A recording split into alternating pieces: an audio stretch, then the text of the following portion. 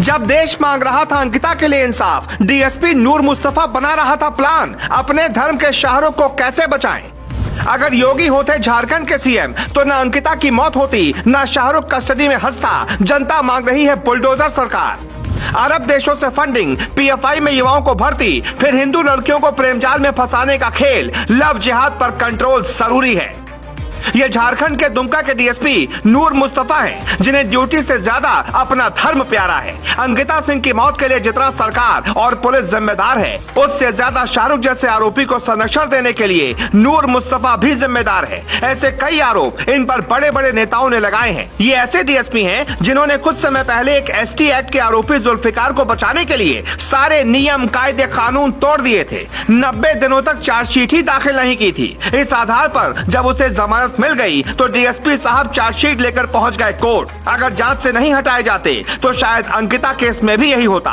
अंकिता को मारने वाला शाहरुख आज जब पुलिस कस्टडी में हंसता है तो कानून व्यवस्था का माहौल बनता है।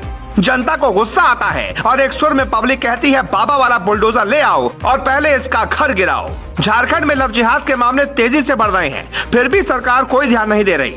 यूपी में योगी ने लव जिहाद कानून को सख्त कर दिया है, इसीलिए अब ऐसे मामले कम हो रहे हैं। अरब देशों से इसके लिए फंडिंग हो रही है। पीएफआई इसके लिए बाकायदा युवाओं को भर्ती कर रहा है। मुस्लिम लड़के हिंदू लड़कियों को अपने जाल में फंसाते हैं, जो नहीं मानती उन्हें मार डालते हैं। फिर भी हमारे देश में लोग इस बात को राजनीति और मीडिया से जोड़कर चुप्पी मारे बैठे रहते हैं। कुछ दिनों तक कैंडल मार्च और इंसाफ की मांग के बाद मामला ठंडा पड़ जाता है। इस घटना से सिर्फ दुमका ही नहीं बल्कि पूरे देश में उबाल है। अंकिता केस को लेकर लोगों के दिमाग में कई बड़े सवाल उठ रहे हैं, जिनका जवाब फिलहाल न तो पुलिस के पास है न ही सरकार के पास। आखिर कब तक हिंदुस्तान अपनी बेटियों को यूं ही खोता रहेगा? सवाल नंबर 1, 22 अगस्त को पिता ने कहा कि बेटी सुबह मामला सुलझ जाएगा, लेकिन 23 अगस्त की सुबह शाहरुख उसके घर कैसे पहुंच गया? क्या अंकिता को हर वक्त ट्रेस किया जा रहा था? सवाल नंबर 2, अंकिता 5 दिनों तक जिंदगी और मौत से लड़ती रही, उसे सीधा एयरलिफ्ट कर रांची रिम्स क्यों नहीं पहुंचाया गया? क्या एयरलिफ्ट की सुविधा सिर्फ नेताओं के लिए है? सवाल नंबर 3, झारखंड पुलिस का रवैया ऐसे मामलों में बेहद ढीला ढाला है। क्या सोरेन सरकार योगी की तरह बुलडोजर मॉडल अपनाएगी, क्योंकि इसकी मांग राज्य में तेज हो गई है? सवाल नंबर 4, क्या शाहरुख को पीएफआई ने यह टास्क सौंपा था, क्योंकि अगर वो अंकिता को टूट कर चाहता था तो फिर मारने की साजिश किसके कहने पर रची?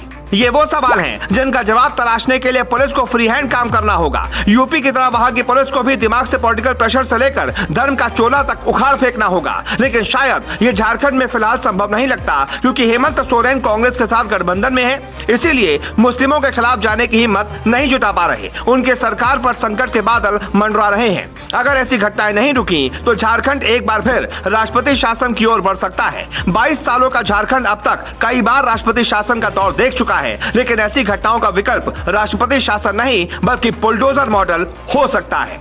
Bureau report.